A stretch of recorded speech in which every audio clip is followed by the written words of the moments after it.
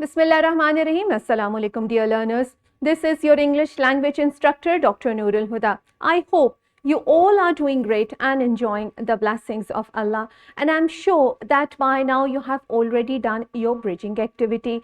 And this time your answer somewhat do have to match mine, because you have to write the types of the adjectives which you have already done in your previous classes.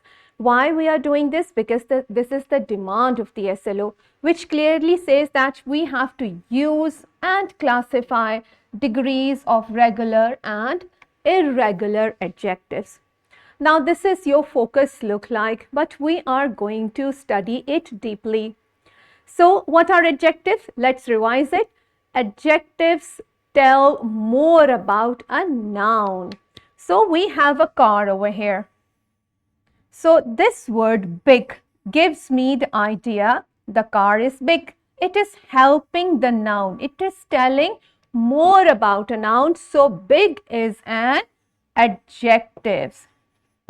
Now let's see that if we have more variety of cars out there, we need to have different types of adjectives. For example, big, bigger, and biggest. Now what are these? These are the degrees of adjectives. Yes, if it is simple adjective, we call it positive. And when it compares two things together, we call it comparative. And when it tells that this is the largest degree, we call it superlative. For example, you can clearly see on the board that positive of small, then it becomes smaller when you change it into comparative, and its superlative degree is smallest. Same goes with cheap, cheaper, and cheapest. Now, what is a comparative degree? Comparative degree is a comparison between two nouns. When we compare two comparative degree, we call it comparative adjective. We use the word than.